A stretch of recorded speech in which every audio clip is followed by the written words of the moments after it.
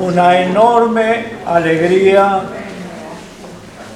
de poder reencontrarnos, darnos un abrazo y decir que los jubilados y pensionistas rodeando la ONASPU estamos presentes y vamos a defender nuestros derechos.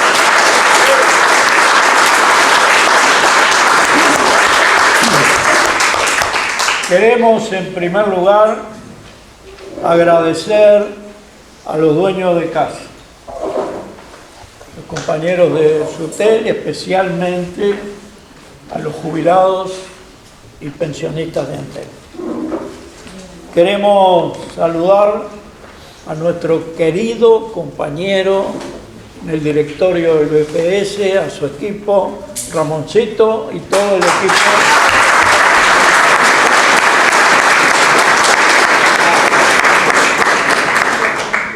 Decirle además que al final de esta pelea que está involucrándolo injustamente, va a salir victorioso. Ramón y todos nosotros. Bien.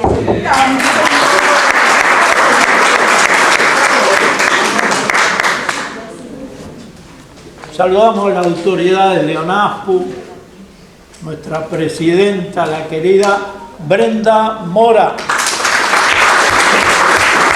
el secretario general Daniel Baldassari y en ellos dos a todos los compañeros de la dirección de ONASPU. A quienes han venido de distintos lugares del país, no nombro a ninguno porque si no me va a faltar alguno y no voy a quedar del todo bien. A todos, bienvenidos. Abrazo.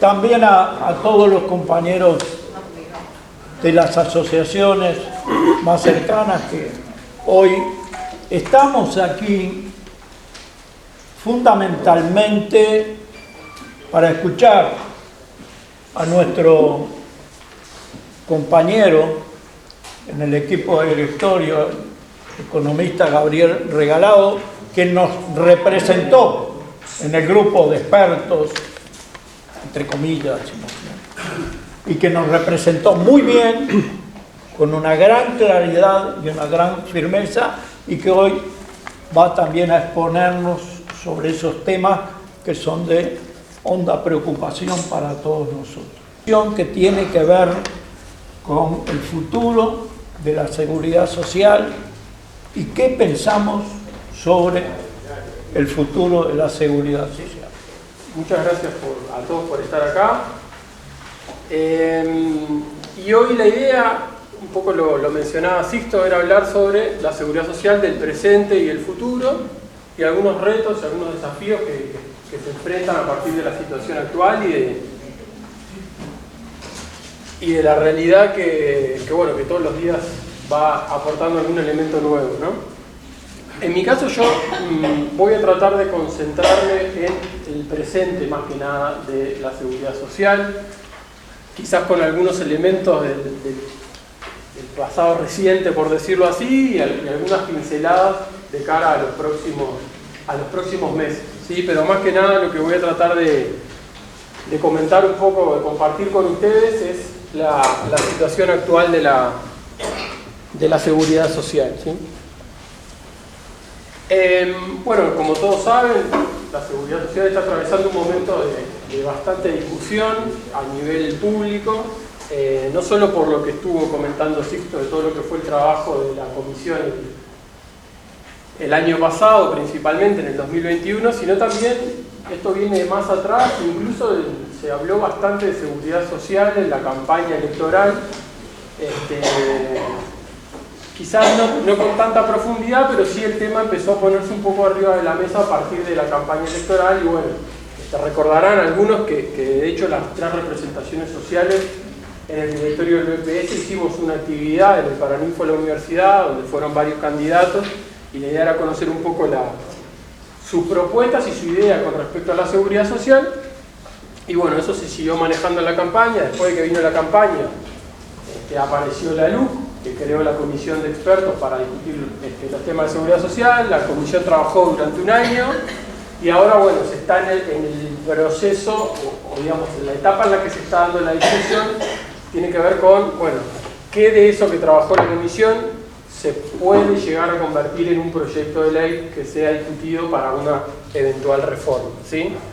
Pero también hay otros elementos que no tienen que ver con la reforma, que hacen que la discusión sobre seguridad social esté sobre la mesa y que tienen que ver, por ejemplo, con bueno, la situación de algunas cajas, ¿sí? En particular, en el último tiempo se ha hablado bastante de la caja profesionales. Y en cierta medida también se ha instalado la discusión sobre la seguridad social. Hay muchas veces se hace un paralelismo muy estrecho, digamos, entre seguridad social y BPS, porque indudablemente es el organismo más grande en materia de seguridad social, el que más prestaciones da, el que, digamos, tiene mayor presupuesto. Y cuando se centra la discusión de seguridad social y se centra en el BPS, muchas veces vemos que la discusión se está desbalanceada hacia factores o hacia una discusión en términos económicos, ¿sí? Acerca de si los recursos para financiar el BPS son correctos, son suficientes, son insuficientes. La asistencia financiera es otro concepto que se discute mucho cada año, ¿no? Cada año que sale el dato de la asistencia financiera que requiere el BPS. Hay alguna discusión también en torno, indudablemente en términos de dimensión y de problema, mucho menor, pero también hay una conversación sobre la asistencia financiera que requiere el servicio de retiros militares, ¿sí? Digo bastante menor porque, bueno, en proporción es bastante mayor que el que recibe el BPS, sin embargo no se le da quizás la misma relevancia. Pero bueno, cuando se habla de seguridad social, en los últimos tiempos se ha apuntado a la situación financiera del BPS y a plantearlo en términos bastante fatalistas o tremendistas, ¿sí? Incluso se llegó a decir que el BPS estaba quebrado, o que la seguridad, o que el sistema administrado por BPS es inviable, ¿sí? Y que eso, entre otras cosas, era lo que motivaba una reforma, y previo a la reforma, bueno, la creación de una comisión que estudiara qué tipo de reformas se pueden hacer. Entonces, digamos, en los últimos tiempos ha habido un proceso de discusión acerca de la seguridad social, con esta característica que yo les decía, desbalanceado quizás, no tanto hacia los derechos, a las prestaciones, a cómo ampliar la cobertura o a cómo mejorar lo que ya tenemos, sino orientado a instalar, en cierta manera, la idea de que, bueno, el gasto de seguridad social es excesivo, que hay que corregirlo. Muchas veces se habla de corregir la tendencia, ¿no? Como si, digamos, cuando uno habla de corregir la tendencia, lo que está implícitamente diciendo es que la trayectoria actual es incorrecta, porque, digamos, por eso necesita corregirse. Entonces la discusión se ha instalado en esos términos, pero también en paralelo a esta discusión quizás más grande sobre seguridad social y sobre los sistemas, lo que se viene dando es un debilitamiento permanente de algunos logros, ¿sí? Que se han tenido en materia de seguridad social y sobre todo algunos logros que en los últimos años han tenido los jubilados y pensionistas, que son sobre los que me quiero referir un poquito hoy acá. Todos tienen una copia impresa de esto, lo pueden seguir ahí, pueden hacer anotaciones, porque acá capaz que o no se ve, o si no, bueno, me preguntan, ¿tá? La idea no es hacerlo esto muy pesado, créanme que van a aparecer algunas gráficas, pero lo vamos a tratar de hacer lo más ágil posible. Y lo primero que yo quería mencionar era la situación referida a la pérdida de poder adquisitivo en los últimos años, ¿sí? La pérdida de poder adquisitivo básicamente lo que indica es que las jubilaciones, las pensiones o las prestaciones que reciben las personas rinden menos, permiten comprar menos cosas, pierden poder de compra, ¿sí? En función de que crecen a un ritmo menor al que crecen los precios de los productos, ¿sí? Esta gráfica básicamente lo que muestra es entre 2005 y 2021 ¿qué pasó con el poder de compra? ¿Qué pasó con el poder adquisitivo? Y para que se haga una idea muy intuitiva, las barras amarillas, cada una de estas barras amarillas es el crecimiento de los salarios en un año, ¿sí? La primera barra representa 2005, 2006, 2007, 2008, así sucesivamente hasta 2021, ¿sí? ¿Por qué los salarios? Bueno, porque ustedes saben que las pasividades, las jubilaciones, las pensiones se ajustan en función de cómo varían los salarios. Por eso siempre hablamos nosotros de que hay como una relación, hay un binomio ahí, ¿no? entre los salarios y las pasividades. Cuando uno crece, necesariamente el otro va a crecer también.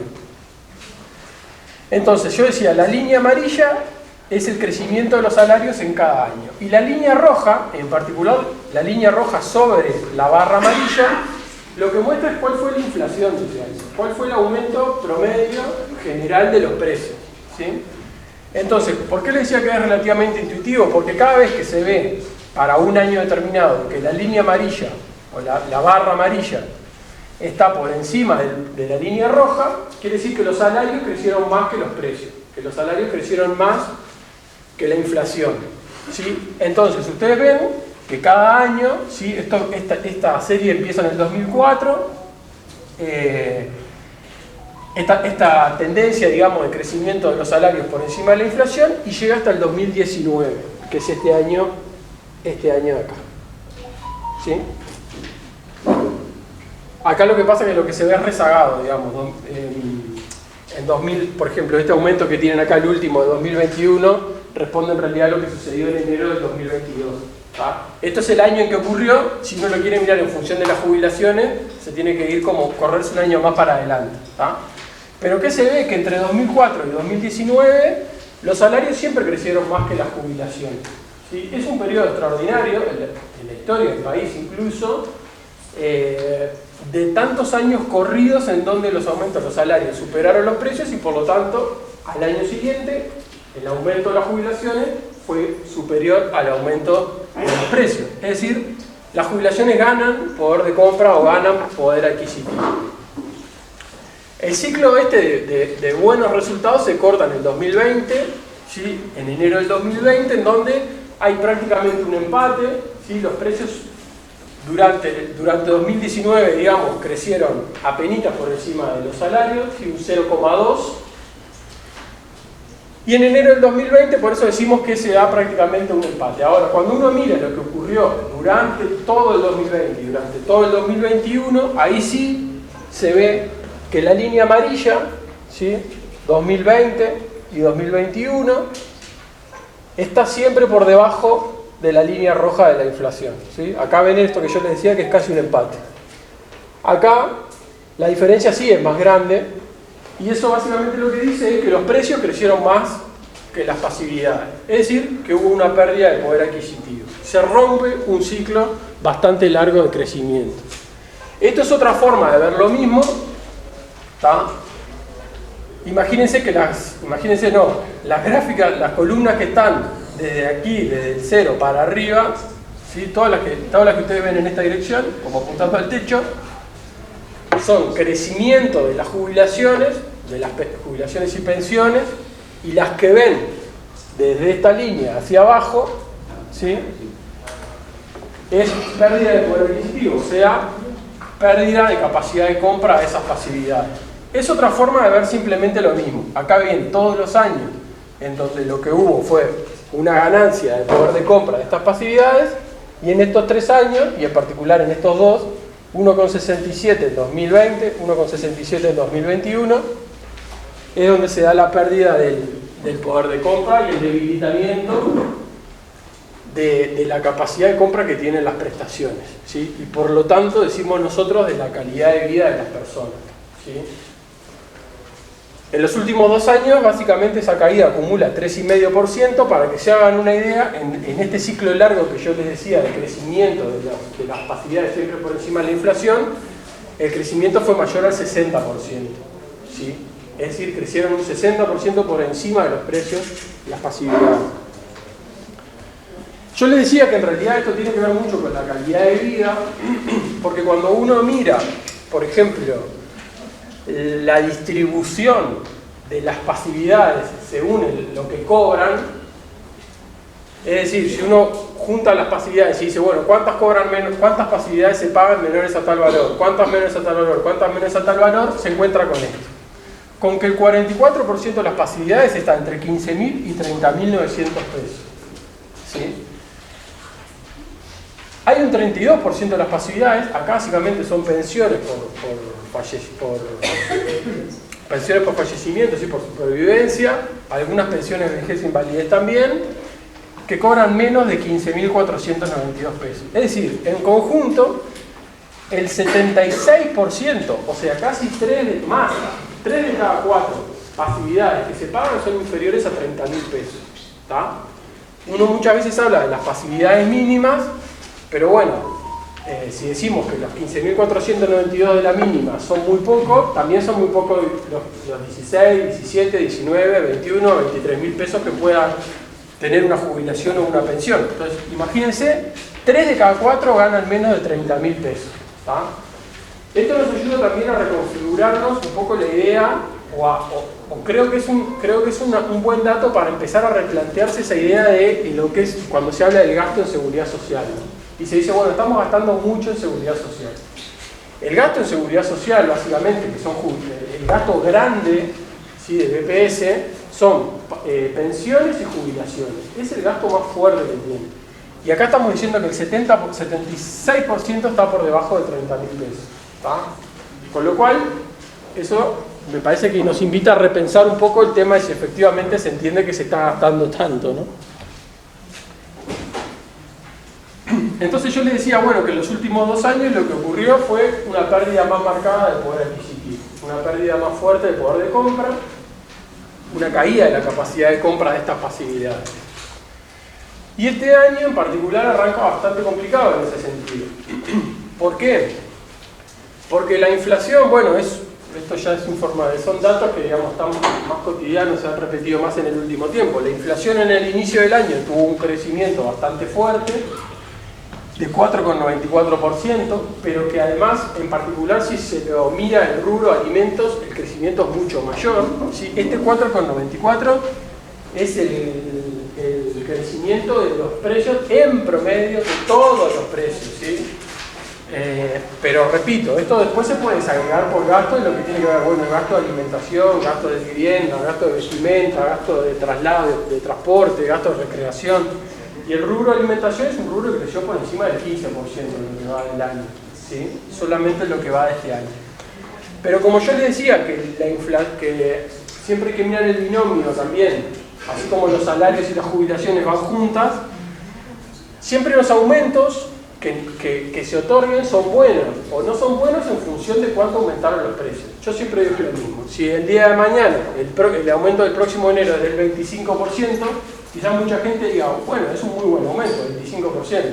Ahora, si la inflación en el año es 40%, es un muy mal aumento. Porque es 15 puntos, o sea, quiere decir que los precios subieron 15 puntos porcentuales más que lo que subieron las pasividades, ¿sí? Entonces siempre hay que mirar las dos cosas. ¿Cuánto es el crecimiento de las prestaciones y cuánto crecen los precios? ¿Sí? Y lo que estamos viendo es que los precios vienen creciendo más que los salarios, ¿sí? Este IPC, que yo les decía de 4,94, es en los primeros 4 meses del año, y este es el crecimiento de los salarios en los primeros 3 meses del año, ¿sí? Hay un mes de diferencia, pero ya se ve que la tendencia es que los precios superen lo que aumentan los precios. Que los precios superen lo que vienen aumentando los salarios. ¿Ah? Esa es una tendencia complicada, que hay que seguir viendo muy de cerca. Y cuando uno piensa en el tema de la inflación y cómo viene acelerando, cómo vienen subiendo los precios, algo que tiene que tenerse en cuenta es lo siguiente. Voy a tratar de hacerlo más claro posible en esta parte, que tal vez no sea la más sencilla. Hay un rango meta siempre en el que el gobierno espera que la inflación vaya, ¿sí? Hay un rango meta. Y hay una estimación puntual que hace el gobierno, que la hace la ley de presupuesto, por ejemplo, de inflación para cada año. Es decir, ¿cuánto espero que sea la inflación para ese año? ¿Cuánto espero que crezcan los precios? Para 2022, lo que el gobierno espera es que los precios crezcan 5,8%. ¿Sí? Eso está en la ley de presupuesto y es un poco, y de hecho la meta que tiene es bastante, para hacer política con esto, digamos, la meta está bastante contenida dentro de ese rango, entre 3 y 6, pero lo que dicen es, yo espero que a fin de año la inflación sea 5,8. Fíjense que yo les dije recién que en los primeros 4 meses la inflación ya fue 4,94. Es decir, es muy probable que esta meta de inflación quede muy atrás, ¿sí? Que no se logre contener la inflación lo suficiente como para llegar al 5,8 a finales del 2021. ¿Cuál es el problema de esto? Que con esta meta, con esta proyección de 5,8, el gobierno el año pasado envió la pauta para la negociación colectiva, ¿sí? Para que negocien los casi 180 grupos de consejos de salarios que hay. ¿Ah? ¿Qué fue lo que dijo? Yo espero que la inflación básicamente sea de 5,8, espero que, y por lo tanto propongo que los aumentos se fijen en función de esta meta y de un porcentaje de correctivo que dependerá, bueno, de cada grupo, por decirlo así, de lo que, más allá de que había una pauta general de lo que después pudiera negociar cada grupo. Entonces, ¿cuál es el problema? Que si uno negoció en función de esto, y esto sabemos que está quedando muy bajo, va a ser bien importante lo que suceda en la etapa de renegociación que va a haber ahora en julio, ¿sí? Que cerca de 90 grupos vuelven a discutir el correctivo por inflación por haberse equivocado acá, por decirlo así, vamos en términos muy gruesos, digamos, es de reconocer que la proyección esta no se cumplió y hay que corregirla, entonces bueno, se convoca una negociación por correctivo, ¿sí? Que la van a discutir cerca de 90 grupos, hay otros 90 grupos que son los que hace muy poco tiempo, con los últimos anuncios, se dijo que, bueno, que se les iba a pedir que adelantaran la negociación por correctivo, que iba a ser en 2023, que la adelantaran para el 2022. Todo esto, repito, siempre es importante, porque el binomio salario-jubilación está unido constitucionalmente, ¿sí? Entonces es muy importante lo que pase con la discusión de los salarios. ¿Qué pasa si la inflación es mucho más alta de la que proyectaba el gobierno? Y bueno, puede ser que el porcentaje que el gobierno decía que se iban a empezar a recuperar de salarios a partir de este año no se empiece a recuperar, quede para adelante, ¿sí? Y si queda para adelante la recuperación de los salarios, queda para adelante la recuperación de las pasividades, que también perdieron poder de compra como estuvimos viendo, ¿sí? Entonces, de vuelta, salarios y pasividades son ese binomio que corre junto, y sin la recuperación de los primeros, no hay recuperación de los segundos, ¿tá? ¿Qué se dijo? Bueno, en los últimos días, que estuvo bastante en la prensa, y bueno, fue un anuncio que, digamos, generó bastante expectativa. El Poder Ejecutivo anunció que va a otorgar un ajuste a partir de julio, un adelanto a cuenta del próximo aumento constitucional de enero, y que va a ser del 3%. El anuncio fue tan escueto como eso y generó tantas dudas y tantas confusiones como eso, porque por algún momento se hablaba de ajustes, por momentos se hablaba de aumentos, por momentos se hablaba de adelantos, no se sabía muy bien qué era lo que iba a suceder, y esas cosas generan confusión y generan ruido, ¿sí? En otro momento se habló de la famosa cuenta del almacenero, que tengo 6, que di 6, entonces ahora te doy 3, pero nosotros 9, entonces te compenso los 9. Digamos, y todos esos discursos, digamos, lo que hacen es generar más confusión todavía, más ruido. Y la famosa cuenta del almacenero, esa, como te di 6 y ahora te doy 3 y la inflación fue 9, tiene errores importantes de fondo, ¿sabes? El primer error, no me quiero detener tanto en esto, pero sí me gustaría que quede claro porque realmente es una cuestión que generó bastante confusión. El primer error es que el aumento del 6,16 de enero es un aumento que se aplica con respecto a lo que sucedió el año anterior, ¿sí? Es un aumento en función de lo que variaron los salarios en 2021, durante todo 2021. Y por lo tanto yo, si lo quiero comparar, lo tengo que comparar con lo que, por ejemplo, si quisiera saber, acuérdense de la comparación con los precios, ¿no? Si yo lo quiero comparar con los precios, tengo que compararlo con los precios de 2021. ¿Sí? El 6,16 generó una pérdida de poder adquisitivo de las jubilaciones y de las pensiones porque fue inferior al aumento de los precios, que fue 7,96. Y eso todo tiene que ver con lo que pasó el año pasado, no tiene que ver con lo que va a pasar para adelante. Entonces yo no puedo decir, como ya te di 6, que son del año pasado, y ahora te doy 3, que te lo voy a dar más adelante, te compenso la inflación del último año. Porque además se estaría comparando un periodo de 18 meses con un periodo de 18 meses de aumento, ¿sí? Todo lo del 2021, más 6 meses del 2022, con 12 meses de inflación. Entonces también es incorrecto. Aparte generaba mucha confusión el hecho de que se hable en presente de un aumento que se iba a dar dentro de 3 meses, ¿no? Se estaba hablando como que ya estaba hecho, una cuestión que en realidad se iba a dar dentro de 3 meses. Esta es la realidad de lo que sucedió el año pasado y de lo que generó la pérdida de poder adquisitivo. Si el ajuste de julio se confirma como un adelanto, ¿sí? Si efectivamente se dice, bueno, esto es un adelanto, entonces no es una recuperación, porque lo que te estoy dando ahora te lo voy a descontar en enero, entonces no se puede hablar de recuperación ni se puede hablar de aumento. Si por otro lado se dice que en realidad el objetivo es sostener la capacidad de compra de las pasividades, de las jubilaciones, de las pensiones, bueno, claramente es insuficiente porque se está hablando de que el aumento sería del 3% y recién estuvimos viendo que la inflación solo en los primeros 4 meses del año es 4,94%, con lo cual se quedaría corto para sostener, ni siquiera alcanzaría para mantener el poder de compra de enero. Y faltan 2 meses para que llegue, falta la inflación de mayo, conocer la inflación de mayo y la inflación de junio. Además, se obvia o se pasa por alto otra discusión que es qué va a pasar con las jubilaciones mínimas, porque, digamos, si como bien se dice, es un aumento para sostener el poder de compra, nada tiene que ver con el proceso que comenzó en el 2007 de aumentar la capacidad, aumentar el valor de las jubilaciones mínimas. ¿Sí? Acuérdense, allá por 2007 se fija en una BPC el valor de la jubilación mínima y todos los años va creciendo, ¿sí?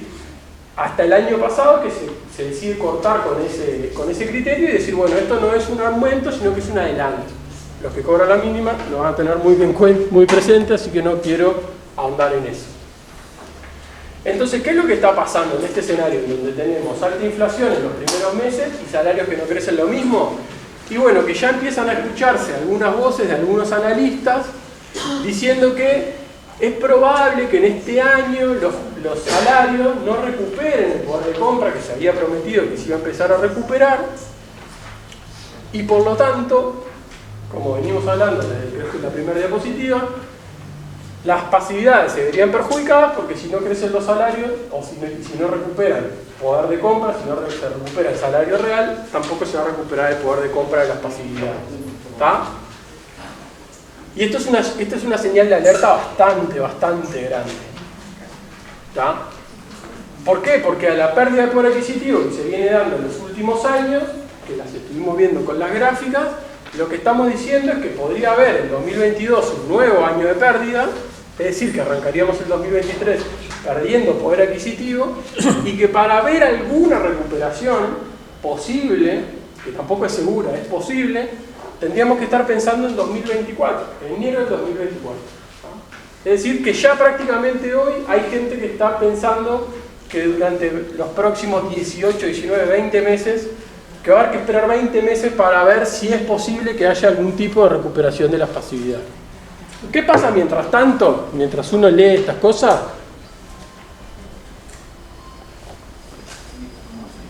mientras en la prensa se discute esto y mientras salen estas noticias, también salen estas otras. Las exportaciones crecen el 43% en 2021 y alcanzan un valor récord, 37% en el primer trimestre del año. Hay un boom de commodities, que son materias primas básicamente, de bienes básicos que vende el Uruguay. Crece la recaudación impositiva en 2021. ¿Sí? La economía, acá otro título, economía uruguaya consolida crecimiento en primer cuatrimestre del 2022. La industria continúa creciendo, indicadores laborales siguen senda de moderada recuperación. Es decir, parece contradictorio un escenario con el otro, ¿o no? ¿Sí? O no si pensamos en quiénes se están apropiando, si se quiere, de esos beneficios. ¿Sí? Pero además, se conoció hace un tiempo que el gobierno mejoró su posición financiera, o sea, mejoró el resultado fiscal, el famoso déficit fiscal del que tanto se habla en 2021, y cuando uno entró a ver, básicamente, o sea, imagínense esta cuenta es así, el déficit fiscal son todos los ingresos, el resultado de la resta entre todos los ingresos que tengo y todos los egresos. los ingresos crecieron, ¿por qué? Entonces uno dice, bueno, ¿por qué se achicó el déficit? Los ingresos crecieron muy poquito, pero los gastos bajaron bastante. Y cuando uno va a ver en qué bajaron los gastos, se encuentran que bajaron remuneraciones, pasividades y transferencias al sector público. ¿Sí? Cayó la inversión pública también, que es generadora de empleo. Entonces, con este leve aumento de la recaudación, la mejora en el resultado, o sea, la mejora en el déficit fiscal que el gobierno insiste en decir, y que es un resultado en sí mismo, que si uno dice, bueno, ahora uno cuando lee la noticia dice, baja el déficit fiscal, puede leerse como una buena noticia, cuando uno mira la contracara de eso, se encuentra con que el resultado mejora a cuenta o a costa, digamos, de una resignación en el gasto social, en el pago de pasividades, por ejemplo. ¿Sí? Eso que nosotros decíamos, la pérdida de poder adquisitivo de las pasividades, ¿qué es? Es gastar menos. Es uno de los ahorros que hay. Cada vez que las jubilaciones y las pensiones se actualizan por debajo de la inflación, esto genera un ahorro. ¿Sí? Y ese ahorro, por ejemplo, durante la pandemia, fue 600 millones de dólares. ¿Sí? El ahorro que anunció el gobierno que hizo durante la pandemia fue 600 millones de dólares. ¿De qué se componen estos 600 millones de dólares? Bueno, parte de remuneraciones, de pasividades y de transferencias, entre otros, a la seguridad social. ¿Está? Pero bueno, como no todo tiene que ver necesariamente con el dinero, por decirlo así, también hay otros avances que se tuvieron en los últimos años que tienen que ver con la seguridad social y que ahora empiezan a ponerse un poco en entredicho. El plan Ibirapitá, ¿sí? Que avanza de espaldas a los jubilados y a los pensionistas. ¿Por qué decimos que avanza de espaldas? Porque en realidad se está anunciando desde hace 26 meses más o menos que el plan Ibirapitá se va a transformar. Entonces, ¿cómo se va a transformar? Por ejemplo, no se entregan más tablets. Y como se va a transformar, se reparan solo algunos modelos. Y como se va a transformar, no se desarrollan muchas actividades ni se hacen muchos desarrollos sobre la plataforma. ¿Sí? Pero hace 26 meses que parece que no se tiene muy claro cuál es el rumbo que tiene que tomar este plan. Por otro lado, se aprueban algunos convenios, se habla de que van a ser celulares, se habla de que va a ser una red social y que no va a estar central en el dispositivo, pero todo eso son como rumores o especulaciones que no se concretan en un documento o en una discusión que no se da, más allá de que se ha puesto reiteradas veces sobre la mesa por parte de la representación de jubilados y pensionistas en el directorio del PS, que ahora es el responsable del plan. ¿Sí? Lo que se sabe básicamente del plan es que ahora es responsable del PS y que los recursos que se le transfirieron para desarrollar el plan son insuficientes. Esto se dijo en la Comisión de Hacienda del Senado cuando se discutió la rendición de cuentas. Básicamente la frase textual fue: con plata lo gestiona cualquiera el plan. La Operación Milagro también tiene muchas dificultades y es otra de las políticas que uno entiende que están cuestionadas. ¿Por qué? Porque la Operación Milagro, apenas empezó la pandemia, muy rápidamente se desarticularon la realización de las pesquisas en las asociaciones. ¿Sí? Esa decisión se tomó así. Sin embargo, se fueron relajando las medidas sanitarias y se fueron autorizando eventos, se fueron autorizando actividades, pero la realización de las pesquisas no se volvió a autorizar. Se hicieron solicitudes también para que se definieran, bueno, cuáles son las medidas sanitarias que hay que tomar para que las pesquisas se vuelvan a realizar. No se tuvo contestación. Se está en una situación bastante opaca en cuanto a la gente que se termina anotando, que se envía y que tiene respuesta, y a cuánta gente se opera y a cuánta gente se pesquisa. No se sabe muy bien qué va a pasar a futuro tampoco. Qué va a pasar con el programa y qué va a pasar con la Brigada de Médicos Cubanos. Y mientras tanto el programa, es decir, los jubilados y pensionistas son los que siguen esperando, ¿sí? Esperando para ver si en algún momento van a poder ser operados. El programa de viviendas también ha sido otra de las políticas que es muy sensible para los jubilados y pensionistas y que tuvo pocos avances. Porque en el plan quinquenal que se hace de vivienda, la proyección de construcción es bastante magra. Y de hecho no se anuncia ni cuántas viviendas se van a construir, ni en dónde, ni con qué características. Estamos como embarrados en esa discusión de si se van a construir con determinado material, con otro, cómo hago la vivienda más barata. Y toda esta discusión nos ha permitido avanzar, a tal punto que las últimas inauguraciones son de obras iniciadas en el periodo anterior. Todavía no se ha empezado a hacer obra de este plan quinquenal de vivienda. Y es una política que tiene un rezago importante y alcanza con ver que hay más de 6.000 personas anotadas en espera. Y el Sistema Nacional de Cuidados, quizás otra de las grandes iniciativas de los últimos tiempos, ¿sí? que una iniciativa bastante de vanguardia en la región y en varios lugares del mundo, también ha tenido un retroceso que se puede ver con distintos datos, ¿sí? En 2021, por ejemplo, con respecto a 2020, cayó la cantidad de cuidadores, asistentes personales y la cantidad de cuidados, o sea, de personas que contratan o personas que reciben esos cuidados. A diciembre del 2020, por ejemplo, se contaba había cotizando, no personas que estaban habilitadas para trabajar, personas que cotizaban como asistentes personales 6.827 puestos de trabajo. ¿Sí? En 2021 había 6.009 puestos de trabajo. ¿Sí? Esa fue la caída que hubo en un año de cantidad de puestos de trabajo asistentes personales.